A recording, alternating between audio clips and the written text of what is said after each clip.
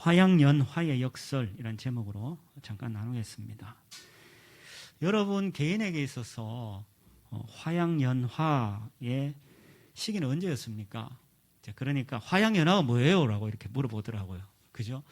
화양연화라는 말은 인생에서 가장 아름답고 행복한 순간을 표현하는 말입니다. 그래서 여성에게 있어서 특별히 가장 빛나는 순간을 우리가 화양연화라고 이야기하는데 2000년에 그 왕가의 감독이 홍콩 영화로 만들어서 아주 유명한 그런 영화죠. 그래서 여러분들은 화양연화가 언제였습니까? 어떤 사람은 뭐 결혼, 어떤 사람은 뭐 처녀 때, 아니면 어떤 사람은 뭐 환갑 지나서. 환갑 지나시라 하시는 분은 참 대단하신 것 같아요. 대단하신 것 같은데 어쨌든 사람마다 다 달라요. 근데 여러분 그거 아시나요? 그 꽃이 가장 화려할 때, 그 개화 때, 식물에게 있어서 그 꽃이 핀 가장 화려한 시기인데, 가장 화려한 시기는 반드시 뭐를 전제하냐면 꽃이 곧 진다, 낙화라 그러죠. 꽃이 지는 것을 전제하고 있음을 우리는 알게 되죠. 그래서 가장 아름답고 좋은 시기는 반드시 그 다음이 따르게 되는데, 그래서 화양연화라고 할 때 그것은 바로 죽음을 자기 속에 포함하고 있는 삶이라고 우리는 표현할 수 있는 거예요. 그래서 어쩌면 그것이 화양연화의 역설이다라고 이야기할 수 있습니다. 오늘 본문에서도 죽음을 자기 속에 내포하고 계신 예수님, 그죠? 예수님은 어쩌면 이 땅에 죽으러 오신 거죠. 죽음을 내포하고 계신 예수님께서 인생에서 가장 화려한 그 혼인잔치에 예수님이 초대되신 이야기가 오늘 본문의 이야기입니다. 그래서 오늘 이 이야기를 가지고 여러분들하고 은혜를 잠깐 나누겠습니다. 우리가 지금 읽고 있는 1장 19절부터 4장 45절까지는 예수님의 초기 사역을 말씀하고 있습니다. 그래서 우리는 그 가운데 있는 말씀을 보는데, 특별히 오늘 말씀은 예수님이 갈릴리 가나의 혼인잔치집에서 물을 포도주로 바꾸시는 그 사건을 통해서 첫 번째 표적을 통해서 우리가 말씀을 나누겠습니다. 그래서 본문은 크게 세 부분으로 나눠볼 텐데, 1절에서 5절까지는 혼인잔치에서 그 포도주가 떨어지는 이야기가 나옵니다. 그럼 6절에서 10절까지는 예수님이 물로 포도주를 바꾸시는 사건이 나오고, 그러면 11절, 12절은 그 결과 예수님의 영광이 드러나고 예수님의 제자들이 예수님을 믿는 그런 사건입니다. 그래서 크게 세 부분으로 나누어서 오늘 본문을 살펴보도록 하겠습니다. 자, 그러면 우리가 어떻게 새 시대를 현재 경험하고, 이 새 시대란 말은 예수님으로 인하여서 바뀌어진, 그러니까 결핍된 삶이 풍성한 삶으로, 그리고 만족한 삶으로 바뀌는 그 새 시대를 이야기하는데, 그 새 시대를 우리가 어떻게 현재 경험하면서 미래에 그걸 우리가 기대할 수 있을까?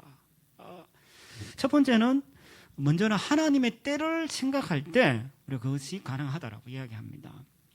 오늘 기록된 이 요한복음의 기록은 첫 번째 기적이죠. 우리가 잘 아는 대로. 그런데 이것은 요한복음에만 기록되어 있는 내용입니다. 그래서 1절, 2절 이렇게 시작하죠. 사흘째 되던 날에 갈릴리 가나에서 혼례가 있었다. 그리고 그게 누가 참석했냐면 예수의 어머니도 참석하고, 2절 예수와 그의 제자들도 혼례의 청함을 받았다라고 말씀합니다. 아마 학자들은 이야기하기를 예수님의 어머니가 뒤에 포도주를 요청하는 걸 봤을 때 아마 잔치의 관계자였다라고 그렇게 이야기하기도 합니다. 어쨌든 혼인잔치가 시작되었고, 당시의 혼인잔치는 하루 만에 끝나는 것이 아니라 좀 긴 시간들, 며칠간 계속 진행되었다라고 이야기해요. 그래서 잔치가 시작되면 보통 신랑이 신부를 데리고 자신의 집이나 아니면 부모님의 집에 데리고 오는 것으로 결혼식은 시작한다고 합니다. 자, 그런데 이 잔치 자리에 문제가 발생했죠. 3절에 보니까 혼인잔치에 포도주가 떨어졌다. 참 큰일이죠. 왜냐하면 잔치에 포도주가 떨어진다는 것은 아주 심각한 일입니다. 자, 그때 예수님의 어머니가 예수님께 와서 요청을 하죠. 저들에게 포도주가 없습니다 라고 요청을 합니다. 아마 예수님의 어머니는 이 문제를 예수님이 해결해 줄 수 있다라는 희망을 가지고 예수님께 나왔다라고 볼 수 있죠. 그런데 이어지는 예수님의 반응이 우리로 하여금 당황스럽게 합니다. 뭐라고 합니까? 보니까 4절에 예수님이 이렇게 이야기합니다. 여자여, 나와 무슨 상관이 있나이까? 내 때가 아직 이르지 아니하였나이다. 언뜻 보면은 예수님은 한 대 맞아야 돼. 왜냐면 저것만 보고 여자여라고 하는 건 말도 안 되는 얘기잖아. 그런데 이걸 가만히 찾아보면 이 여자여라는 말은 우리가 생각할 때 좀 당황스러운 표현이지만 이 원래 원문을 찾아보면 굉장히 정중하고 예의 바른 표현이었다라고 이야기해요. 그래서 어머니를 존중해서 부르는 표현입니다. 그래서 여자여 나와 무슨 상관이 있습니까?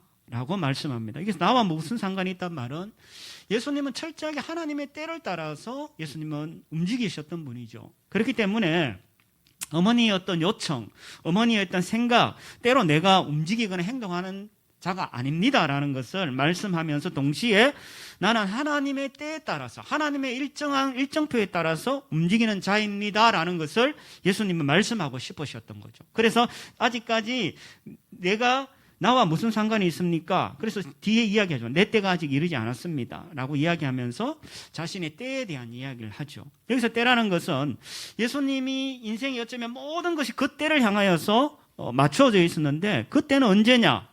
예수님이 영광을 얻으시는 때, 다른 말로 하면 예수님이 죽으시고 부활하시고 승천하신 그 때를 말씀할 때 보통 이 때라고 이야기하고 예수님의 인생은 어쩌면 그 때를 향하여서 모든 것이 다 맞추어져 있었다라고 할 수 있죠. 그래서 요한복음 17장 1절 4절에 보면 예수님이 이렇게 말씀합니다. 예수님의 마지막 기도인데 아버지여 때가 왔습니다. 같은 때입니다. 아들을 영광되게 하셔서 아들이 아버지께 영광을 돌리게 하여 주십시오. 여기서 영광되게 한다는 말은 그냥 영광되는 것이 아니라 예수님이 십자가에서 죽으시고 부활하고 승천하심으로써 예수님이 영광되게 되는 거죠. 그렇기 때문에 저 때는 예수님의 죽으신 부활 승천을 이야기하고 4절에 나는 아버지께서 맡겨주신 일을 다 완성해서 이 땅에서 아버지께 영광을 돌려드렸습니다 라고 그렇게 말씀하죠. 이런 것처럼 예수님은 철저하게 자신의 때를 따라 움직였고 예수님의 자녀인 하나님의 자녀인 우리 또한 하나님의 때를 따라 살아갈 때 그때 우리는 이 땅에서의 그 결핍이 풍성함으로 바뀌고 만족함을 경험하는 삶을 우리가 살아갈 수 있다라고 말합니다. 김형준 목사가 하나님의 때를 선택하는 연습이라는 책에서 부제를 저는 이렇게 붙입니다. 나를 향한 그분의 타이밍을 깨닫다라고 이렇게 이야기하는데 하나님은 그분의 목적을 쫓아서 우리를 여기까지 데리고 오신 거죠. 그냥 데리고 오신 거 아니죠? 목적이 있어서 여기까지 데리고 오셨는데 그래서 우리가 하나님의 그 타이밍, 하나님의 때를 우리가 깨달고 선택하려면 우리는 어디에 집중해야 되냐 하면은 앞에 지어주셔도 될 것 같아요. 내 삶이 어떤 일이 일어날 것인가가 아니라 내 삶을 이끄시는 주님은 무엇을 원하는가에 주목해야 된다는 거예요. 다시 내 삶에 어떤 일이 일어날 것인가에 집중하지 말고 내 삶을 이끄시는 주님이 무엇을 원하는가에 우리가 주목하게 된다는 거예요. 목적을 알고 그것을 따르게 될 때 하나님의 그 타이밍, 하나님의 때를 따라서 우리의 삶은 자연스럽게 앞으로 나가게 되겠다. 그렇게 말씀합니다. 왜 그렇습니까? 하나님은 우리의 타이밍을 결정하는 분이죠. 여러분 믿습니까? 하나님은 우리의 때를 결정하시는 분이에요. 그래서 우리에게 가장 좋은 타이밍을 누가 알고 계시냐면 하나님이 알고 계시는 거야. 근데 우리는 자꾸만 문제를 보면서 눈앞에 있는 걸 보면서 내 스스로가 그 타이밍을 자꾸 결정을 하려고 그래요. 근데 주님은 이야기합니다. 가장 좋은 타이밍을 누가 알고 계시냐? 주님이 알고 계신 거야. 그러면은 주님이 그 타이밍을 결정하도록 주님 앞에 맡기고 그 때를 바라보고 그 때를 기다리는 것이 우리에게 필요하다는 거야.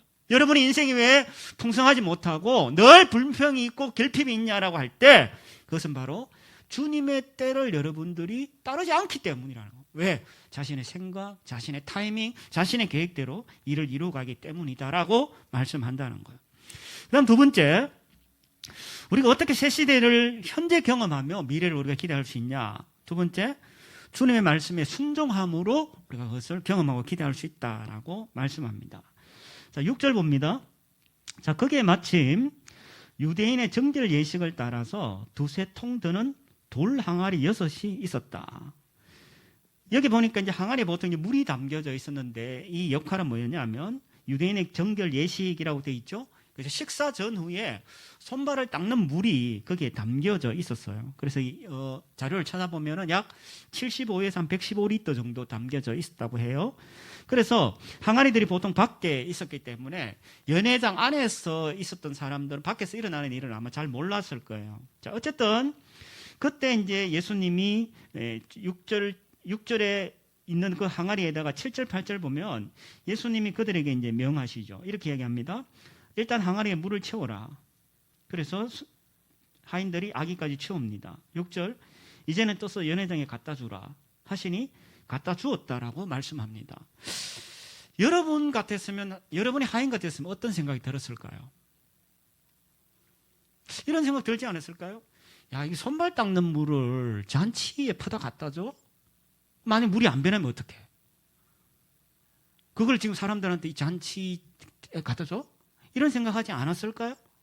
그러나 이 7절, 8절에 보면은 그들이 뭐 불평했다거나 뭐 자신이 뭐 고집을 피웠다거나 이런 이야기는 하나도 없어. 그죠? 5절에도 마찬가지입니다. 어머니가 그런 이야기하죠. 너희에게 무슨 말씀을 하시든지 그대로 해라라고 엄마도 이야기하죠. 그래서 그 예수님의 어머니는 물론이고 하인들도 예수님의 명령에 그냥 순종하는 거죠. 하나님의 뜻과 때 그들은 잘 몰랐어. 뜻과 때는 잘 몰랐지만 그렇지만 그들은 불평하거나 원망하거나 포기하지 않았어. 오히려 그들은 자신이 그냥 그 앞에서 묵묵히 순종하는 것을 우리에게 보여주죠. 그 순종을 통해서 본인뿐만이 아니라 그 주변에 있는 많은 사람들이 풍요로움을 경험하게 하는 놀라운 일들을 그들이 경험하게 되어지죠. 국제 CCC 총재인 빌 브라이트라는 분이 계십니다. 이분이 이제 CCC 총재인데 우리나라에도 한국 대학생 선교회가 있죠. CCC라고. 이분이 이제 마지막 아마 저 때가 마지막 아마 장면인 것 같은데 돌아가시기 전에 저분이 그런 이야기 했어요. 두 아들하고 이제 이야기를 하면서 아이들 이제 사역을 많이 하시니까 다니시다가 이제 집에 돌아오면 아이들이 이런 이야기를 한대요. 아빠 오랜만에 만나서 반가워요. 그래서 아빠가 내가 시키는 일대로 다 할게요. 없애도 될 것 같아요. 그러면서 이제 아이들이 아버지한테 이야기를 한다는 거예요. 근데 그 이야기를 듣는 아버지가 만약에 이렇다면 어떻게 생각합니까? 시킨 대로 다 하겠다고? 좋아. 그러면 내가 오늘 네가 결심한 이 결심을 평생 동안 내가 후회하게 해줄게. 내가 너의 즐거움과 모든 걸 내가 앗아갈 거야. 라고 할 부모가 있겠냐? 그렇게 질문합니다. 그런 부모가 있겠나요? 아니요. 부모는 그냥 퍼주면 퍼주지 그렇지 않는다는 거예요. 근데 많은 사람들은 하나님께 순종하기를 두려워한다는 거예요. 왜? 이렇게 생각하는 거지. 하나님이 나를 사역자가 되게 하면 어떡하지? 하나님이 나의 그 재산을 다 앗아가면 어떡하지? 자꾸 헌금하라 하고 내 인생을 하나님 포기하라고 그러면 어떡하지? 내 사랑하는 사람을 앗아가면 어떡하지? 이런 염려들을 가지고 사람들은 순종하기를 두려워한다는 거예요. 그러면서 이 빌 브라이트 박사는 이런 얘기합니다. 이것을 하나님이 주는 마음이 아니라 사탄이 사람에게 심어주는 그런 생각이기 때문에 우리로 하여금 순종하는 자리에서 주저하게 한다는 거예요.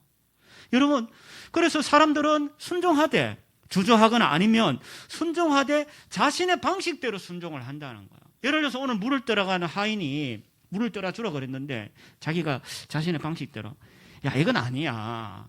이건 아니지. 내가 물을 변하는 거 보고 갖다 줄 거야. 막 이런 식으로 이야기했다든가 아니면 자기가 부분적으로 순종을 했다면 아마 이 사람은 이 기적을 경험하지 못했을 거란 말이에요. 그런데 그냥 순종한 거죠. 왜 그랬습니까? 예수님도 마찬가지지만 우리는 하나님을 신뢰하죠. 하나님은 신뢰할 수 있는 분이다라고 이야기하는 거야. 그리고 하나님은 기본적으로 우리를 사랑하시는 분이야. 그걸 우리가 믿고 있기 때문에 우리는 우리의 삶을 맡기고 주님 앞에 말씀에 순종할 수 있는 거예요. 그렇게 될 때 우리는 우리의 인생이 개인적인 뿐만 아니라 나로 인해서 주변 사람들도 풍성함을 경험하게 되는 것을 알게 되어진다.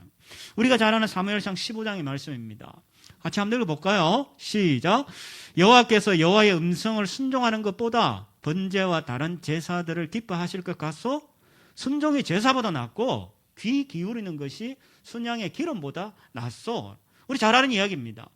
사울이 하나님 앞에 전쟁을 치러서 제물을 바치는데 자기 생각에 옳은 대로 제물을 구분하고 자기가 필요한 것만 바치는 거야. 하나님은 온전한 순종을 원하는데 자신의 생각, 자신의 방식, 자신의 어떤 것을 가지고 부분적으로 순종하는 걸 보게 되죠. 근데 뭐라고 이야기합니까?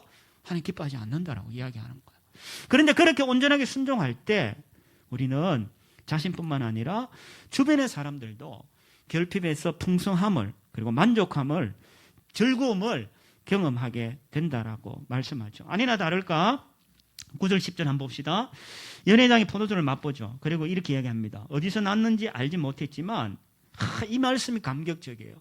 지난주에 제가 이창수 목사님 설교 들었는데 이 구조에 대해서 막 열변을 토하시더라고. 그 잔치를 전체 주관하는 연회장은 몰랐어. 근데 보잘것없는 그 하인은 그 기적의 자리에 있었다는 거예요. 그 놀라운 것을 경험했다는 거죠. 왜요? 하나님 말씀을 순종했거든. 그래서 하나님께서 물떠온 하인들은 그 상황을 알았는데 어떤 상황이었냐면 10절 연회장이 이런 이야기합니다. 일반적으로 뭐 좋은 포도주를 내고 그리고 나중에 취하고 난 다음에 나쁜 걸 내는데 넌 어떻게 거꾸로 했냐. 지금까지 좋은 포도주를 두었다. 그게 얼마나 맛있었다는 거예요. 왜냐하면 지금 포도주로 입이 다 이렇게 마비가 된 상황인데 어쩌면 그것을 맛을 구분할 정도니까 얼마나 좋은 포도주냐를 우리에게 보여준다는 거죠. 그래서 예수님께서 그렇게 우리가 순종하게 될 때 그런 놀라운 변화들을 우리 인생 가운데 허락하신다는 약속을 이 사건을 통해서 우리에게 보여주고 있다는 거죠. 그 다음 세 번째, 우리가 어떻게 새 시대를 현재 경험하고 미래에 우리가 기대할 수 있냐. 첫 번째는 하나님의 때를 생각하고, 두 번째는 주님의 말씀에 순종하고, 그 다음에 세 번째는 더 큰 잔치를 우리가 기다림으로 그것을 경험할 수 있다라고 말씀합니다. 자, 11절 봅시다. 이 표적이 이제 첫 번째 표적이다라고 이야기하죠. 표적이란 말은 기적과 다르죠. 기적은 단순하게 그냥 일어난 좀 특별한 일이지만 표적이란 것은 사건을 통해서 분명히 하시고 싶은 말씀이 있는 거예요. 그게 사인이라고 이야기하지. 그래서 표적이 어디에서 일어났냐? 갈릴리 가나에서 일어났다라고 말씀하죠. 근데 그 결과 두 가지의 일이 벌어집니다. 하나는 뭐냐 하면 11절 전반부에 보니까 예수님께서 자신의 영광을 나타내셨다. 그죠? 그리고 두 번째는 그리고 제자들이 예수님을 믿었다라고 그렇게 말씀합니다. 첫 번째는 뭐냐 하면 예수님이 자신의 영광을 나타내셨는데 자신의 영광을 나타내셨다는 말은 우리가 아까 전에 살펴봤습니다만은 자신이 메시아임을 드러내는 거고 이 사건을 통해서 자신이 메시아임을 드러낼 뿐만 아니라 나중에 먼 훗날 내가 이 메시아 잔치를 베풀 영광스러운 존재임을 드러내는 것이다 라고 그렇게 말씀한다는 거. 우리가 이 땅의 삶이 끝이 아니잖아요. 그죠? 주님이 준비하신 더 큰 잔치가 우리를 기다리고 있어요. 많은 사람들이 이 땅의 삶이 끝이라고 생각하는데 실질적으로 우리는 더 나은 잔치, 더 좋은 잔치를 우리는 기다리고 기대하고 있다는 거죠. 계시록 19장에 이런 이야기합니다. 계시록 19장에 보면 우리가 더 나은 잔치, 더 좋은 잔치를 기다리고 있기 때문에 기뻐하고 즐거워하고 하나님께 영광을 돌릴 수 있다는 거야. 왜요? 어린 양의 결혼식이 이르렀고 그의 신부가 우리죠. 교회죠.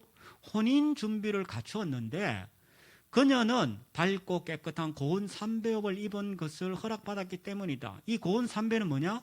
성도들의 의로운 행실인데 의로운 행실을 어떻게 우리가 어렵게 됐습니까? 내가 진짜 의롭게 해서? 아니.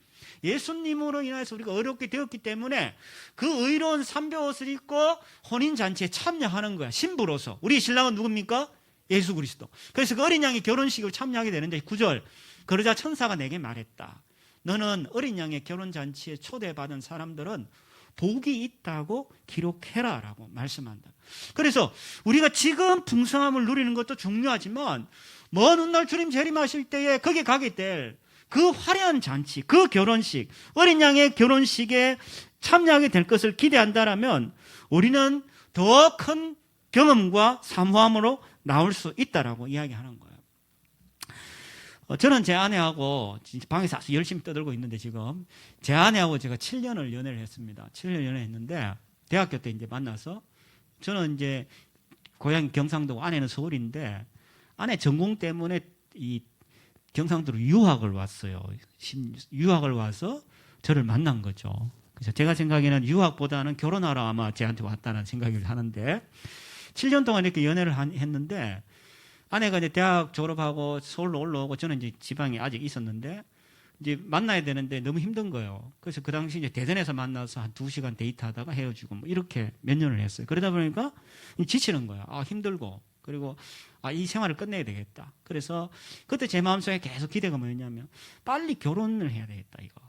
빨리 결혼을 해야지 이 문제가 해결이 되지. 이게 죽도 밥도 아니다 이게 지금 여기도 결혼을 앞두고 있는 우리 선남 선녀가 있는데 이거 문제 빨리 해결해야 되겠다, 이거 내가. 그래서 이제 그 결혼식에 대한 기대감이 굉장히 많았어요. 빨리 결혼식을 했으면 좋겠다. 사랑하는 사람하고 매일 같이 살고, 그리고 이 생활을 정리해야 되겠다 했는데, 이제 결혼식을 치렀는데, 제가 이제 준비하면서 그때 장면을 좀 보고 싶은 거야. 보통 촬영을 하잖아요. 근데 저는 앨범밖에 없어요. 왜냐면 그때 제 제자가 이걸 촬영을 했는데 이놈이 이걸 잃어버린 거야. 이 비디오 테이프를. 그래서 내 결혼식 그 장면을 보고 싶은데 난 볼 수가 없어. 이 잔치 자리를 보고 싶은데. 어쨌든 그때 내 결혼식이 이제 생각이 났어요. 근데 그때 제가 이제 처녀 총각으로 있을 때 그 결혼식이 정말 기대가 되었거든요. 근데 하물며 우리가 이 땅에서의 그 결혼식도 우리가 이렇게 기대가 되고 사모함이 되는데 더 큰 잔치인 그 예수 그리스도 신랑 되신 예수 그리스도와의 그 어린 양의 그 어린 잔치에 준비하고 초대된다는 것이 얼마나 감격스러운지를 사실 몰라요. 근데 많은 사람들이 그런 기대감이 없는 거야. 그냥 뭐 이 땅에 살다 가지.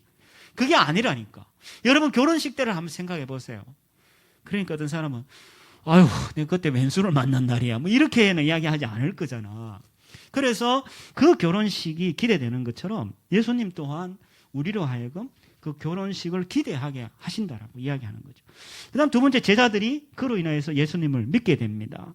그래서 물론 그 믿음은 완벽한 믿음은 아니지만 예수님을 믿게 되는데 이것이 바로 요한복음을 기록한 목적이기도 하죠. 요한복음 20장에 보면 이렇게 나옵니다. 이것을 기록한 목적은 여러분으로 하여금 예수가 그리스도이시며 하나님의 아들이심을 믿게 하고 또 믿어서 예수의 이름으로 생명을 얻도록 하기 위한 것이 기록 목적이야. 그래서 예수님의 제자들이 그 예수님을 믿게 되었다라고 그렇게 말씀한다는 거죠.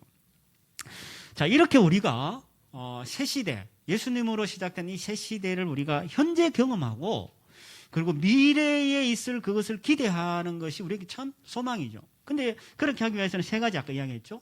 하나님의 때를 생각하고 주님의 말씀에 순종하고 더 큰 잔치를 기대할 때 그때 우리는 그것을 경험하게 되는데 근데 문제는 뭐냐 하면 우리가 자꾸만 이것을 자신의 어떤 주도, 자신이 스스로 아니면 자신의 어떤 계획, 자신의 어떤 방법으로 이것을 자꾸만 하려고 하는 우리의 삶이 우리로 하여금 더 어렵게 만든다는 거예요. 다른 말로 하면 자기 스스로 뭔가가 하려고 하는 이것을 다르게 성경에서 뭐라고 표현하냐면 그것을 율법이다라고 이야기하는 거예요.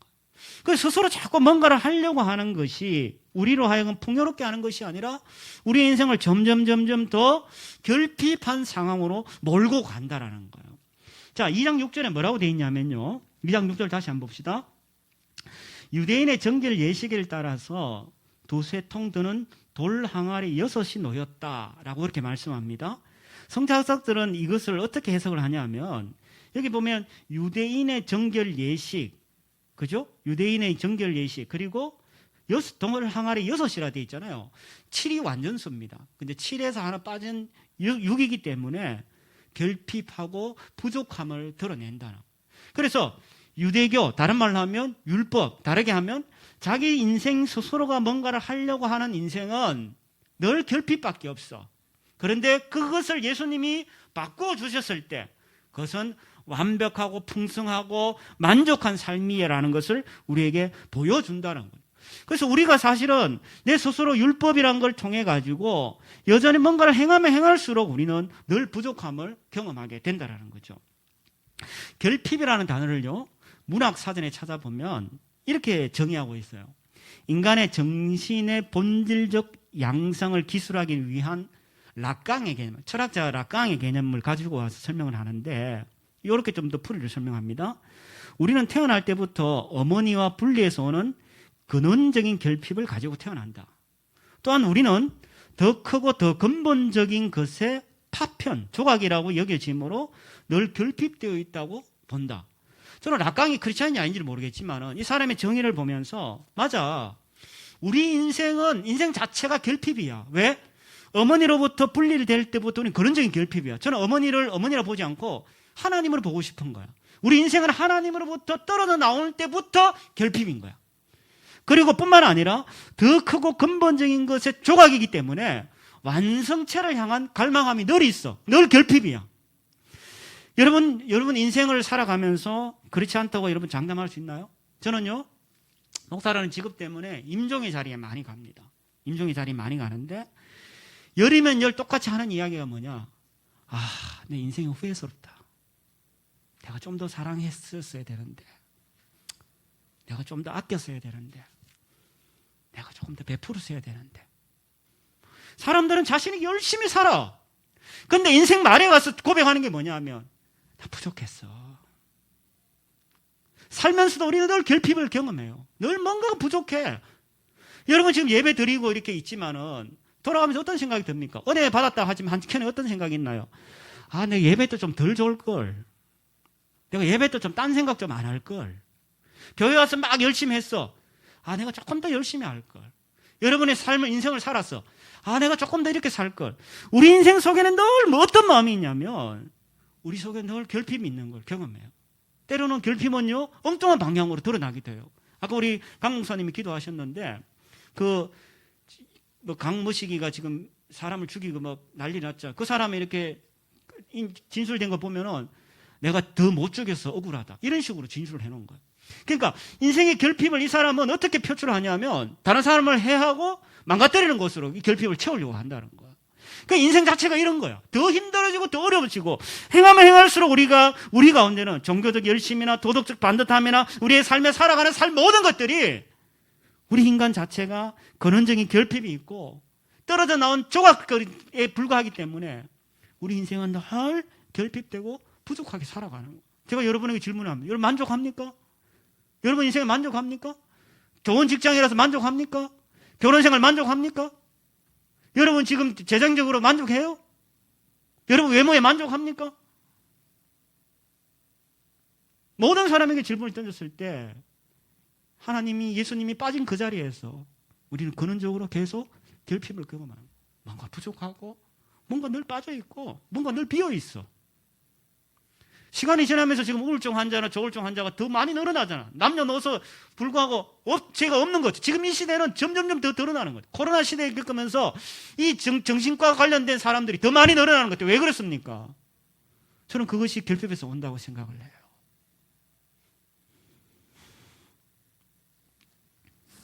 그래서 우리가 행하는, 내가 어떤 뭔가를 행하는, 다른 말로 하면 그걸 저는 율법이라고 대표적으로 이야기하고 싶은데, 우리가 그렇게 행하는 것은요, 우리를 주님께로 인도하게 돼요. 그게 율법의 목적이죠.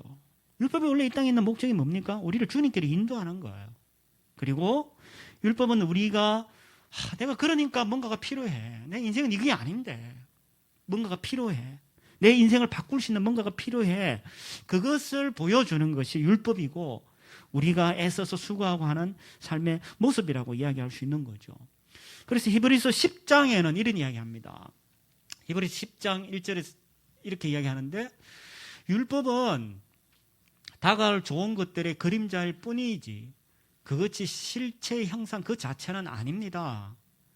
그러므로 그것은 해마다 끊이지 않고 드리는 똑같은 제사들을 통해 나오는 사람들을 온전하게 못한다는 거야. 늘 결핍할 수밖에 없다는 거지. 2절, 그렇게 할 수 있었다면 바치는 일이 거기서 그치지 않았겠냐. 왜냐하면 섬기는 사람들이 단번에 정결케 돼요. 온전하게 되어서 더 이상 죄를 의식하는 일이 없었을 것이기 때문이라는 거죠. 3절, 그러나 이 제사들은 해마다 죄를 생각나게 하는 거다. 늘 뭔가 빠진 것 같아. 4절, 왜냐하면 황소나 염소의 피가 우리의 근본적인 문제를 해결하지 못하기 때문이라는 거야. 우리가 하는 어떤 것들이 우리의 근본적인 문제를 해결하거나 우리를 온전하게 할 수 없다라고 이야기하는 거예요. 여러분 어떻습니까?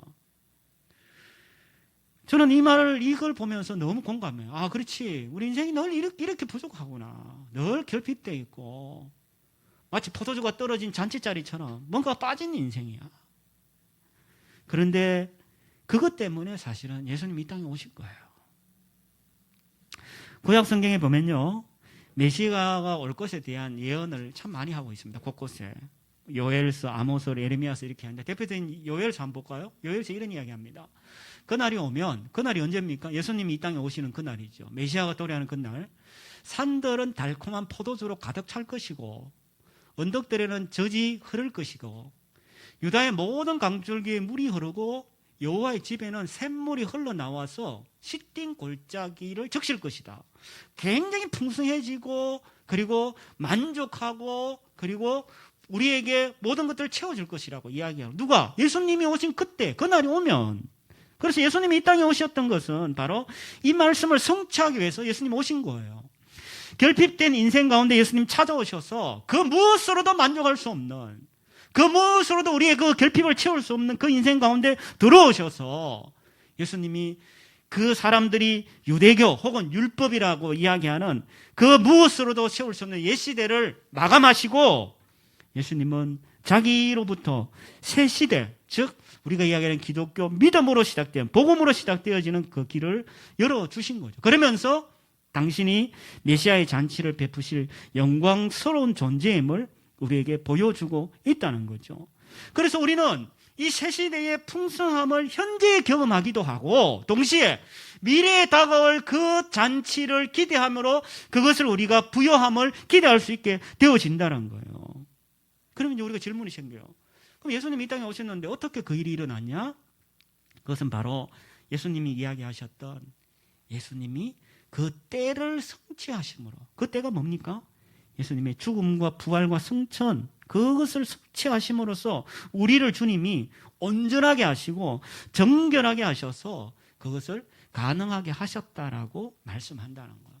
히브리서 9장에는 이런 이야기합니다. 그런 염소와 송아지의 피가 아닌 자신의 피로 단번에 지성소에 들어가셔서 영원한 구속, 우리를 온전하게 했다는 거예요. 결핍이 아니라 온전하게 하셨어. 10절.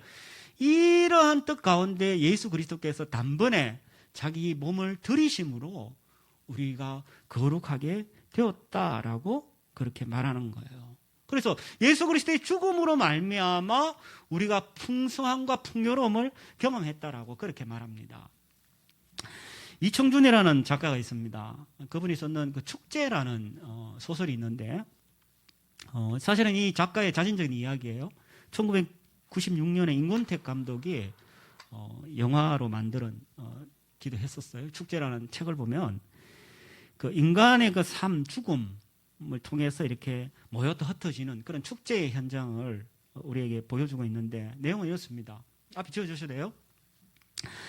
서울에서 제일 잘 나가는 그 작가 이준섭이라는 주인공이 있었어요. 그 이준섭이가 이제 부모가, 어머니가 돌아가셨다는 부고를 듣게 됩니다. 그리고 이제 그 부고를 듣고 시골집에 내려가서 장례 절차를 이제 치르게 되죠. 치르게 되는데 이제 그 작가 이준섭을 취재하려고 장혜림이란 기자가 등장해요. 근데 그 기자가 등장하면서 이제 과거와 현재를 오가면서 사람들을 이제 인터뷰를 하죠. 인터뷰를 하면서 이제 이야기가 전개가 돼요. 근데 그 이제 전개를 하면서 다양한 사람들, 다양한 성격들, 다양한 인물들 대화를 통해 가지고 어머니의 인생이 이렇게 재조명되고 그러면서 사람들이 그 옛날 이야기를 하면서 막 갈등, 뭐 서름, 기쁨 막 이런 이야기를 막 하면서 사람들이 그 이야기하는 과정 속에서 치유를 경험하게 돼요. 그 이야기 속에 그렇게 나와요. 그러면서 이제 그 작가가 뭘 의도했냐면 소설은 사람들이 죽음, 이상하지 않아요? 제목이 역설적이잖아. 장례식인데 축제라고 이야기하는 거야. 그러면 왜 죽음이 삶의 끝이 아니라 새로운 삶의 시작인가? 왜 장례가 비극이 아니라 축제가 될 수 있는지를 이 소설을 통해서 우리에게 이야기하고 싶은 거야. 그래서 장례 절차가 제일 마지막 끝나고 난 다음에 이제 마지막 장면에 보면 모두가 이제 기념 촬영을 해요. 근데 그 기념 촬영할 때 가족에서 소외되고 소위 왕따 당했던 사람들도 다 들어와가지고 사진을 촬영을 하면서 마무리가 되는데 거기서 이렇게 표현해요. 이 사진은 진짜 어머니가 돌아가시면서 주신 가장 좋은 선물인데 왜? 가족들을 한 자리에 모았죠. 엄마가 죽음으로 말미암아 가족들이 한 자리에 모였어. 그리고 모여가지고 끝난 것이 아니라 그들이 지금까지 지냈던 갈등, 불화 이런 것들이 이야기되면서 다 치유가 된 거야. 그래서 이것이 뭐냐? 바로 죽음의 힘이다라는 것을 보여주고 싶었던 거죠. 그래서 죽음이라는 걸 통해 가지고 그들은 새로운 축제를 경험하게 됩니다. 치유되고 회복되고 놀라운 은혜들을 경험하게 됐는데 예수님이 하셨던 일이 바로 이런 일이었다는 거예요. 예수님이 왜 죽으셨냐? 죽음 자체는 얼마나 슬픈 일이야. 그런데 예수님의 그 죽음을 통해 가지고 우리는 잔치를 경험하게 되는 거예요. 왜요? 예수 그리스도로 말미암아 우리가 온전하게 되고 그 예수 그리스도로 말미암아 우리가 현재의 풍성함을 경험할 뿐만 아니라 미래의 그 잔치를 우리가 미리 앞당겨 경험할 수 있기 때문이라는 거예요. 늘 우리는 인생이 결핍되게 불평 가운데 살아가. 왜? 예수님이 빠진 인생이기 때문에 그런 거야. 근데 예수 그리스도께서 죽으심으로 말미암아 그 죽음으로 인하여서 우리의 인생은 날마다 잔치자리가 되는 거야. 그리고 날마다 풍성함을 우리가 경험하게 되어진다고 이야기합니다. 그리고 예수님이 우리의 더 큰 신랑, 궁극적인 신랑으로서 우리를 혼인잔치에 초대하시고 현재 우리가 풍성함을 경험하게 할 뿐만 아니라 우리를 하여금 미래의 그 풍성함을 경험하게 하신다라고 이야기하는 거예요. 특별히 우리는 그 예수 그리스도로 말미암아 늘 결핍된 인생 가운데 우리는 풍성함을 경험할 수 있게 되어진다고 말한다는 거예요. 예배 그 인도자 팀 중에 마커스라는 팀이 있습니다. 거기 보면은 그 인도자 중에 소진영 간사라고 있어요. 이제 오늘 조금 이따 제가 이제 같이 여러분하고 나눌 이야기인데, 이분의 이야기를, 마커스라는 건 우리 젊은이들은 많이 예배 이렇게 온라인에 참여를 많이 해요. 근데 이분의 이제 간증을 제가 어떻게 듣게 되었는데, 이건 이분의 이제 1집 앨범인데, 이분이 이제 4대째 모태신앙으로 일단 태어났는데, 25살 때 갑자기 이제 몸에 오한이 들어가지고, 없어져도요, 오한이 들어가지고 병원을 갔는데, 병원에서 검사를 해보니까 만성 골수성 백혈병이 진단이 나온 거야. 25살 때. 그래서 이제 이때 이 친구의 인생은 이제 무너진 거죠. 그때 이제 그래도 이제 항암 치료를 시작하면서 하루에 4알씩 약을 먹게 됐는데 그 약이 굉장히 비싼 약이에요. 시험적으로 이제 먹게 된 약이라 그러는데 어쨌든 그 보험 혜택을 받아서 이제 어쨌든 저렴하게 비용으로 이제 먹게 되고 그리고 이제 오빠하고 어떻게 뭐가 잘 맞아서 조혈 모세포 이식을 이제 오빠하고 받게 되는 자리까지 가게 되었어요. 근데 문제는 뭐냐면 그 이식을 받을 수 있는데 아이를 가질 수 없다라는 거야. 그래서 결국 고민하다가 그 이식하는 거 포기하고 이제 약을 먹기로 결정을 했다 그래요. 그런 사이에 이제 같이 사역하는 팀에서 어떤 형제가 자매한테 프로포즈를 한 거예요. 그런데 자매가 그 이야기를 듣고 자신의 이야기를 솔직하게 다 했대. 나는 사실 죽을 병에 걸렸고 뭐 지금 약 먹고 있고 이런 이야기를 다 했는데 그럼에도 불구하고 그 다음날 그 형제가 결혼하자고 이렇게 고백을 해가지고 결국은 두 사람이 이제 결혼을 했다 그래요. 근데 문제는 그 다음부터예요. 아이를 못 놓잖아. 그래서 이제 병원에서는 아이를 놓으려면 약을 끊어야 돼. 약을 끊고 그리고 아이를 가질 수 있는데 이 둘 중에 하나를 선택해야 되잖아요. 근데 자매는 이제 임신을 선택하고 싶었는데 병원에서는 안 된다, 죽는다라고 이야기해서 그래서 결국은 그렇게 기도를 하다가 이런 기도가 나왔다. 하나님, 나도 평범하게 살고 싶어요. 내가 막 화려하게 뭐 하는 게 아니라 정말 결혼하고 그냥 아이 놓고 난 진짜 평범하게 살고 싶어요. 자매가 이제 하나님 앞에 그렇게 이제 기도를 하고 이제 아이를 가질 수 없다는 마음이 늘 눌려 있었는데 기도하고 나서 그날 하나님이 참된 평안을 주셨고 용기를 갖게 되었다. 그래서 약을 끊고 주변 사람들을 설득해서 이제 아이를 갖는 시도를 시작했다고. 1년 동안 아이가 생기지 않아서 의사가 그런 이야기했죠. 만약에 다음 달에도 만약에 아이가 생기지 않으면 당신 약을 먹어야 된다. 안 그러면 당신 죽는다. 그런데 그 다음 날 임신이 된 거야. 그때 이제 바로 이제 딸을 가지게 됐는데 그때 지었던 노래가 뭐냐? 오직 예수뿐이네라는 찬양이에요. 여러분하고 불렀죠. 은혜 아니면 살아갈 수가 없네. 이게 이제 그때 지었던 노래인 거예요. 그래서 이 자매가 이제 그렇게 이제 아이를 가졌는데 아이가 이제 건강히 태어났어요. 그런데 또 귀에 이상이 있다고 이야기해요. 또 문제가 생긴 거죠. 그래서 또 기도하고 있는 가운데 한 달 뒤에 정상 판정을 받고 그때 기도하면서 하나님 주셨던 마음이 이런 거죠. 딸아, 너를 인도하는 분이 누구냐? 너의 딸, 아이 이름이 엘인데 엘을 인생을 인도하는 거는 네가 아니고 나야. 네가 아니고 나야. 라고 하나님이 그런 마음을 주시면서 그때 주님이 주시는 그 기쁨을 경험했노라고 간증하는 이야기를 들었어요. 그러면서 이 자매가 시종일관 자신의 인생을 향해서 이야기한 게 뭐냐면 이 1집 제목이 왜 나의 한숨을 바꾸셨냐라고 하냐면 그 인생은 늘 결핍된 인생이었어. 부족하고 늘 아프고 두렵고 염려와 근심과 저는 그 기도를 제목을 들으면서 지금 눈물이 났어. 하나님, 나 평범하게 살고 싶어요. 화려한 것도 아니고 진짜 나는 지극히 평범하게 살고 싶은데 그 이야기를 듣는데 막 눈물이 막 나더라고. 근데 하나님이 그 정말 한숨밖에 없는 이 인생을 하나님께서 잔치와 같이 아주 풍족하고 만족하게 바꾸셨다라고 그렇게 고백을 하는 걸 들었습니다. 가사를 보면 제가 이렇습니다. 혹시 띄워줄 수 있나요? 고달픈 삶에 은혜도 무뎌지고 곧 사라질 것에 내 마음 두네. 헛되고 헛된 것들을 바라보며 그 은혜를 놓치며 살았네. 주어진 삶을 묵묵히 살아가며 날 붙드신 주 예수를 보내. 사망 가운데 놓여진 나의 삶을 날 건지신 그 이름 예수. 나의 한숨을 바꾸셨네. 주를 향한 노래로, 소망의 노래로 나의 눈물을 거두신 주님, 예수 이름만에 살게 하여 주세요. 저는 오늘 말씀을 마무리하면서 우리 인생은 늘 결핍되어 있습니다. 누구나 할 거 없습니다. 겉으로는 다 아닌 척, 만족한 척, 풍요한 척 살아가지만 내면을 다 우리가 들여다보면 결핍되지 않은 인생 없습니다. 왜요? 락강의 이야기처럼 우리는 존재 자체가 결핍된 인생이에요. 출발이 그래요. 그렇기 때문에 예수님이 필요한 거예요.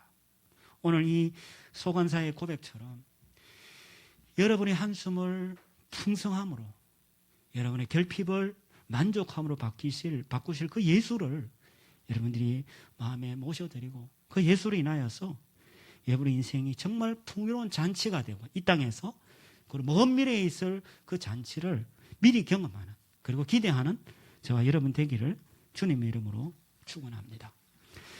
우리 주신 말씀 생각하면서 같이